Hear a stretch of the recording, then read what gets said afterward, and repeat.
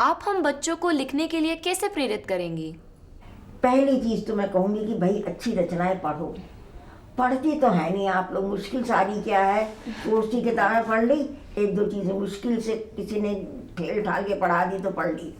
जब तक आप पढ़ेंगी नहीं, लिखने की दिशा में आप नहीं बढ़ पाती हैं। अच्छी रचनाएं, अच्छे लेखकों को आप पढ़िए। पढ़ने के बाद अच्छा आप सोचिए, आप पूछे मैं कैसे लिखने की दिशा में, कोई वो नहीं था, मतलब हमारे घर में लेखक कोई नहीं था, लेकिन पढ़ते सब थे। चाहे मेरे भाइयों ने अंग्रेजी में एमए किया, पर हिंदी की सब चीज़ें जो भी आता था पढ़ते जरूर थे। हमारे यहाँ पढ़ने का बड़ा वो था। और मैं छठी क्लास से मैंने इनको पढ़ना शुरू किया था।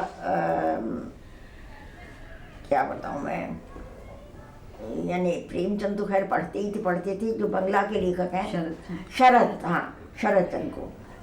चंद्र को हर गर्मी की छुट्टी में मैं बराबर पढ़ती रही। हर साल जितना सेट उनका निकलता था वो मैं पढ़ती थी। अनुदित, वो तो लिखते बंगला में थे, हिंदी में अनुवाद होता था, पर ऐसे अनुवाद थे वो कि बिल्कुल हिंदी जैसे ही लगते थे, लगता ही नहीं था कि ये बंगला के लेखक हैं। तो वो जितने पॉपुलर हिंदी में हुए हैं शायद ही कोई लेखक हुआ हो। खैर, तो पढ़ना शुरू किया। उसके बाद फिर और लेखक जुड़ते गए उसमें, जिनको पढ़ना शुरू किया। मिर्जा अग्रवाल ने जोड़ा औरों को, तो सारे लेखकों को पढ़ना।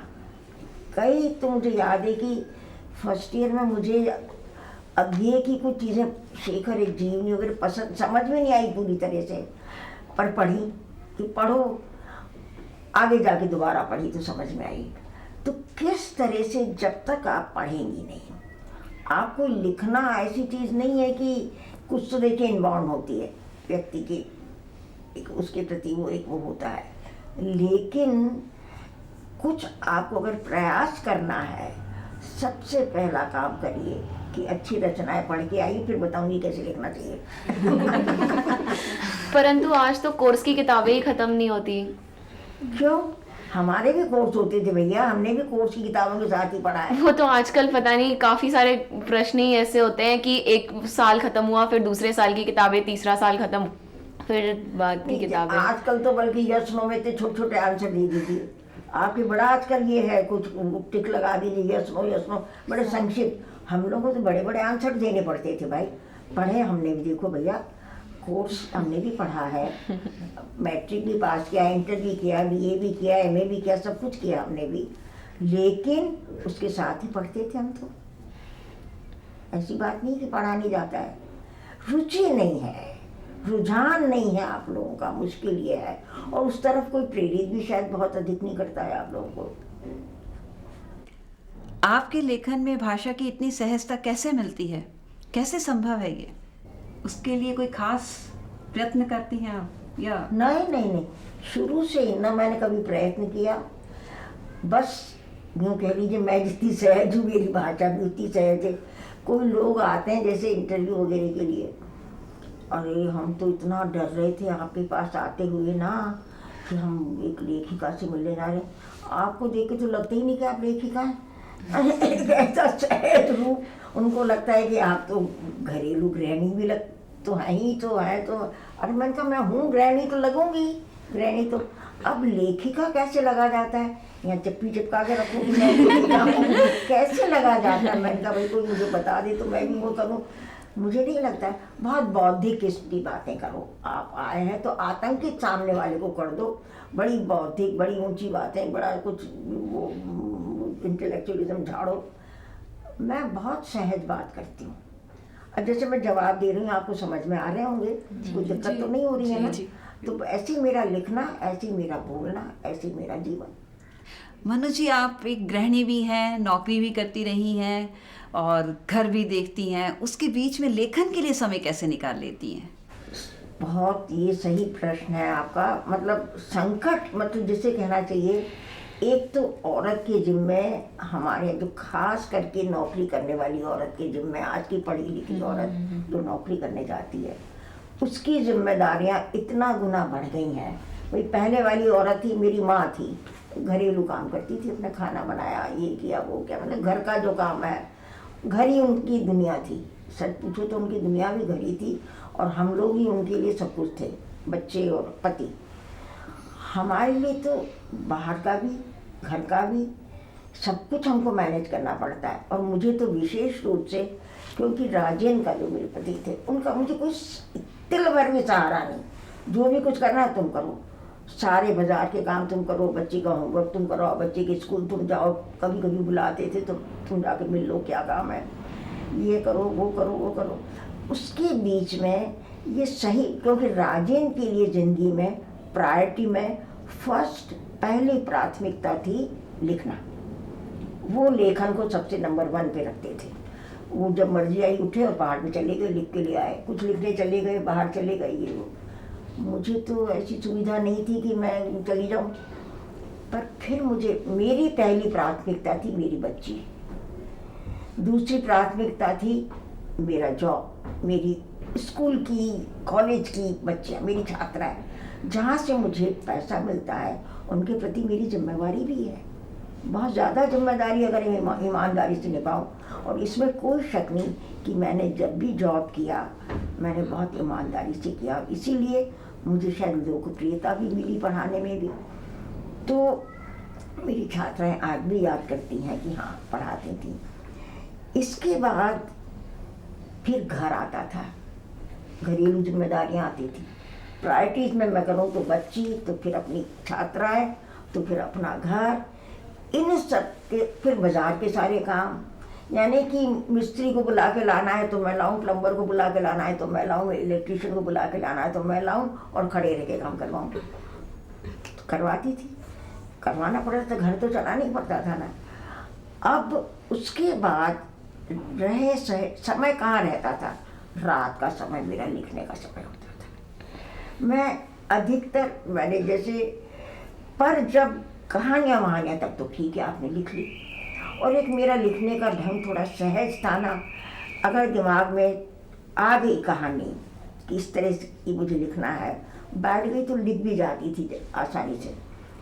पर मैंने सोचा मुझे एक उपन्यास लिखना है, उपन्यास लिखना है तो इस तरह से तो नहीं हुआ कि मैं उपन्यास बिल्कुल मूड बना के मैं बैठी और धोबी आ गया, ये कपड़े दे दीजिए, कपड़े ले लीजिए, अरे या नौकर आगे दीजिए, खाना क्या बनेगा, सब्जी के पैसे दे दीजिए, सब्जी क्या आएगी, उफ। मैंने कहा ऐसे नहीं लिख सकती मैं उपन्यास। तब मैं पहली बार घर से, आप सोचो, अपने ही कॉलेज के हॉस्टल में एक कमरा लिया मैंने। प्रिंसिपल से मैंने कहा मुझे कुछ लिखना है, मुझे 1 महीने के लिए कमरा दीजिए। उन्होंने लिखने के लिए ज़रूर एक कमरे का इंतजाम कर दिया उन्होंने मेरे लिए। शिफ्ट हो गई, सैटरडे को घर आती थी, संडे को घर रहती थी, मंडे को फिर चली जाती थी। थर्सडे को, इसमें प्रॉब्लम, यानी औरतों की कितनी प्रॉब्लम्स रहती हैं, कोई भी लिखना ही नहीं, किसी भी कला के प्रति, अगर वो संगीतज्ञ है, वो नर्तक है, कोई भी चीज़ जो आपका पूरा समर्पण चाहता है, जो कला पूरा समर्पण चाहती है, ऐसी किसी भी कला के प्रति आपका रुझान हो, कितनी मुसीबतों का सामना करना पड़ता है। थर्सडे को मेरी बेटी मेरे घर में मेरी नंद और मेरी देवर भी रहते थे, तो वो मेरी नंद बृहस्पतिवार की शाम को बच्ची को लेके कॉलेज आती थी, मिला के ले जाती थी। बच्ची की उम्र वही थी, मैं उस समय बंटी लिख रही थी, जो बंटी की उम्र थी, 8-9 साल की थी। तो एक दिन उसका घुटना छिला हुआ था, तो मैंने पूछा कि बेटी ये क्या हो गया, तुम्हारे घुटने में क्या हो गया? तो दोनों बाहें फैला के मेरे गले में डाल के बोली, तुम्हें क्या मतलब, तुम अपना बैठ के लिखो, हमारे कुछ भी हो, और रो पड़ी। अब वो मेरी नंद बेचारी बड़े प्यार से रखती थी, वो बहुत अच्छे से रखा था उसने, वो सफाई देने लगी, जैसे गिर गई थी। अरे मैंने कहा बच्चे तो गिरते ही है बेटे, तू क्यों चिंता कर रही है, खेलते कूदते गिरते पड़ते ही बड़े होते हैं। पर बच्ची का रोना मुझे इतना विचली, उस समय तो मैंने उसे कहानी सुनाई, कैंटीन में ले जाके आइसक्रीम खिलाया, ये किया वो किया, लेकिन जब मैं लौटी हूँ मुझे इतना विचलित कर गया कि मेरा असली बंटी तो रो रहा है, सफ़र की तकलीफ पा रहा है मेरे बिना, और मैं इस काल्पनिक बंटी को लेके माथा फोड़ रही हूँ। मैंने कहा नहीं, मैं तो घर जाती हूँ, मुझे नहीं लिखना। और मैंने सचमुच ही सामान बटोरना शुरू किया और रात को वार्डन के कमरे से जाके घर फ़ोन किया। हॉस्टल में हम लोग के कमरों में थोड़ी फ़ोन होते थे, वहाँ जाके फ़ोन करता, मोबाइल का तो था ही नहीं ज़माना। वहाँ जाके मैंने फ़ोन किया कि मैं घर आ रही हूँ, आज टिंकू रोई है और मैं बहुत परेशान हो गई हूँ। तब राजे ने कहा कि देखो अब तुम्हारी ग्रिप में आ गया है उपन्यास, जैसा तुम कह रही थी कि बहुत चल पड़ा है, तो अब इसको पूरा करके आओ, नहीं तो तुम जिंदगी में कभी पूरा नहीं कर पाओगी। और वो तुमको देख के ऐसी थोड़ा इमोशनल हो गई। देखो मैं फ़ोन उधर घुमाता हूँ, अभी उसकी खिलखिलाहट तुम्हें सुनाई देगी। और सचमुच मुझे हंसने की आवाज़ भी आई उसकी। तो मैं थोड़ी फिर निश्चिंत होकर लिखी। तो ये तो जो आप कह रही हैं कि खास करके स्त्रियों के लिए किस तरह मैं समय निकालती थी। 28 दिन में मैं फर्स्ट ड्राफ्ट में तैयार करके घर आई। अब घर में कैसे उसको सेकंड थर्ड ड्राफ्ट की बना तो रचना पूरी नहीं होती है। कम से कम मुझे तो 3 ड्राफ्ट तैयार करने ही पड़ते हैं। सब लोगों को मैंने ये कह दिया खाना 9 बजे लग जाएगा, जिसको लेट खाना है वो फिर अपने आप नौकर खिलाएगा, खिला देगा, हम लोग खा के उठ जाएंगे। तो मैं और नंदी और बच्चे हम लोग उठ जाते थे। मैंने अपने लिए एक जगह बना रखी थी, उसमें बैठ के फिर मैं सेकंड ड्राफ्ट, कोई मुझे डिस्टर्ब नहीं करेगा। फिर चाहे 12 बजे 1 बजे 2 बजे, टाइम का कोई ध्यान नहीं रहता था। इस तरह से करके वो धर्म में सीरियलाइज हुआ था, धारावाहिक रूप से छपा था उपन्यास। तो मैं किस्त 2 किस्त भेजती जाती थी बस इस तरह से।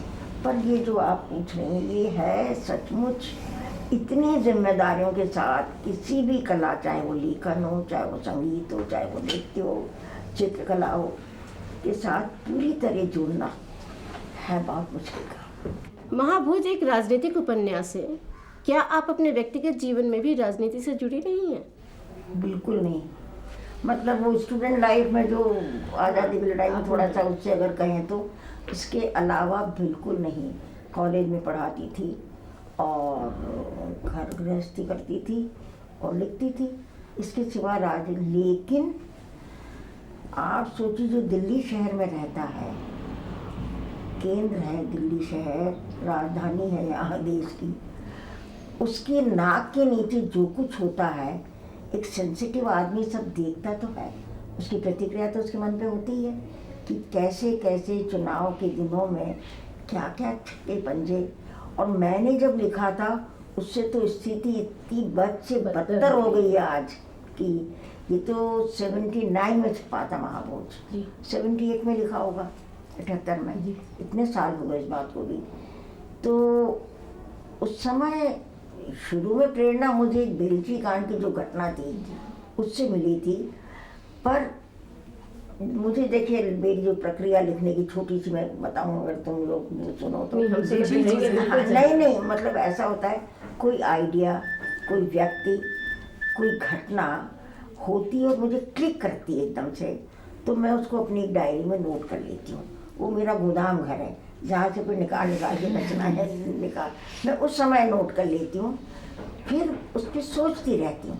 ये नहीं कि आज क्लिक यानी आज नोट किया और परसों में लिख दूँ, ऐसा मेरे से नहीं होता है। कुछ लोग कर लेते हैं, मेरे अखबार में होता है कि आज की घटना कल आ जाए।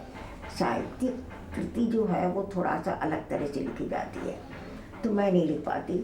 तो उस समय लिखा था मैंने बेलची कांड का, पर मुझे लगा कि ये तो बहुत इमोशनल मामला हो गया। मैंने जो बेलची कांड की रिपोर्ट पढ़ी थी किसी पत्रकार की, कुछ राजीव रंजन कुछ इसी तरह का कुछ नाम था उसका पत्रकार का, वो पढ़ के मैं 2 रात तक सो नहीं पाई कि 13 आदमियों को जिंदा जला के पेड़ से बांध के जिंदा जला दिया। ये चीज़ मेरे लिए, और उसमें एक बच्चा है जो भागना कोशिश कर रहा है तो उसको बांस से वापस आग में ठेल रहे हैं। ये घटना पढ़ के मैं इतनी विचलित हुई थी। उसके बाद तो ये जिंदा जलाने की और दलितों को साथ जाने क्या क्या होता रहा, आग फोड़ने की घटनाएं होती हैं। पर हाँ उस समय ये घटना मेरे लिए थोड़ी सी नई थी, तो मुझे बहुत, पर मैंने कहा इस पर अगर मैं लिखूंगी तो बहुत भावुकता वाली रचना हो जाएगी, कुछ वैचारिक आधार होना चाहिए। आप जब भी लिखते हैं तो किसी रचना में भावना भी हो, विचार भी हो। तब 6 महीने बाद जिस आदमी ने इनको जलाया था उस आदमी को जेल तो हुई, पर जेल से पैरोल पे छूट के वो आदमी चुनाव लड़ा और थम्पिंग मेजॉरिटी से वो आदमी जीता। ये जो मैंने अखबार में पढ़ा, एकदम मुझे लगा कि बस ये दोनों मिलके मेरी कहानी, मेरा उपन्यास बन जाएगा। और मैंने फिर इस तरह से लिखा। मैं व्यक्तिगत जीवन में राजनीति से नहीं जुड़ी हुई हूँ। लेकिन राजनीतिक चेतना का निर्माण तो आपके बचपन में हुआ था। आपने बताया कि आपके पिताजी हाँ, पिताजी और जैसे कांग्रेसी विचारों के थे, कांग्रेस में थे एक तरह से, खादी पहनते थे, पर जेल में जाने से बहुत डरते थे, इसलिए एक्टिवली कुछ नहीं करते थे। पर सारी राजनीतिक पार्टियां आती थी और मैं सुनती थी, पर वो बहुत कम उम्र में उतनी समझ थी नहीं। आपके सबसे पसंदीदा लेखक कौन है? पसंदीदा लेखक बहुत मुश्किल है कहना, क्योंकि मुझे एक लेखक का नाम नहीं लूँगी। किसी लेखक की कोई रचना अच्छी लगती है, इस लेखक की ये रचना अच्छी लगी, इस लेखक की ये रचना अच्छी लगी। आपका आदर्श व्यक्तित्व कौन सा है? लेखकों को ही मैंने अपना आदर्श, जब लेखकों के लेखन शुरू किया तो लेखकों के बीच में रहना, और मैं तो बड़ी, जैसे तुम मेरे साथ आई तो बड़ी छुट भैया बन के ना अपने को मान रही हो, मैं भी अपने को कि भाई मुझे सिखाओ, मैं जानूं कैसे क्या होता है ये। और ज़रूरी नहीं था कि वो जो बातें कहते थे मैं पूरी तरह ग्रहण ही कर लेती थी, ऐसा नहीं होता था। लिखती मैं अपने ही ढंग से थी, लेकिन लेखक लोगों को जब लिखती थी तो लेखक ही मेरे लिए सब कुछ होते थे उस समय में। आपका पसंदीदा शहर कौन सा है? देखो, एक ज़माने मुझे कलकत्ता मैं छोड़ के आई, बहुत बरसों तक मेरे प्राण वहीं बसते थे, शरीर में बसता था। कलकत्ते में एक जो आत्मीयता है, एक जो अपनत्व है, वो मुझे कलकत्ता पसंद था। पर अब जाती हूँ तो मन नहीं लगता है, अब जाऊँ तो ज़्यादा दिन नहीं रह पाती हूँ। अब यही दिल्ली ही बस बहुत शहर तो देखे, मतलब कि रहने के लिए या तो कलकत्ता रही हूँ या यहाँ रही हूँ। आपको खाने में सबसे अच्छा क्या लगता है? मुझे नमकीन चीज़ें पसंद है, मीठा बहुत कम पसंद है। आपको कौन सा मौसम सबसे अच्छा लगता है? मौसम तो सर्दी का अच्छा लगता है, पर इतनी कड़क सर्दी नहीं जैसी आजकल पड़ रही है। आप हमें अपने पसंदीदा अभिनेता और अभिनेत्री के बारे में बताएं। भैया आजकल तो मैंने फिल्में ही नहीं देखी, देखती ही नहीं हूँ बरसों से। मैं फिल्में पुरानी जो मुझे याद हैं, उसमें एक 3 लोगों का एक ट्रियो था, दिलीप कुमार और देवानंद और राज कपूर। उसमें मुझे दिलीप कुमार की एक्टिंग, अगर टॉप 1 पे रखना जाए तो मैं दिलीप कुमार, फिर मैं रखूँगी राज कपूर को। आज हमने अपने सहपाठियों और शिक्षकों के साथ सुपरिचित मन्नू भंडारी से बातचीत की। जिन लेखकों को हम अपनी पाठ्य पुस्तकों में पढ़ते आए हैं, उनसे मिलना, उनसे बातचीत करना हमारे लिए बहुत ही गौरव की बात है।